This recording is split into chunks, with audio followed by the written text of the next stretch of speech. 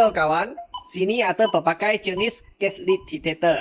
Sekarang saya akan testing mana satu dia lagi elok, lagi sensitif. Contohnya ini aircon, dia ada leaking gas. Kami tak boleh rasa. Oh, sentuh pun tak boleh rasa. Korang tengok. Tak tahu punya, oh, ada leaking ke tak ada leaking. Dia sangat kecil. Kami boleh guna gas leak detector. Okay, ini Washuk Co punya brand. Kami testing. Okay, memang ada leaking ah. Dia, you tengok.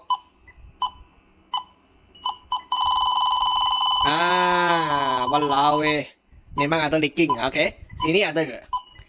Nah, kalau tak ada, dia tak tunjuk apa. Tengok. Kalau ada leaking, wah, titik. Okay, kami tengok ini. Okay. Nah, ada leaking, dia terus tunjukkan. Okay. Oh, okay. Dan guna ini. Wah, ini fuel pitch ah, ini. Okay. Ini test. Tak ada leaking. Okay. Ini test. Oh, ada leaking memang ada. Okay. Jadi dia PPP lah. Nah, sekarang saya testing ini, dia sangat kecil punya leaking. Sangat kecil punya. Jadi kami boleh guna alat yang profesional untuk testing lah. Oh.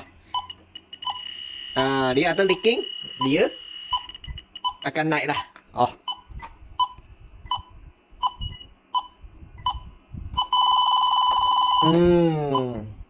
Jika ada minat beli dengan kami, ini gas leak detector, jangan segan.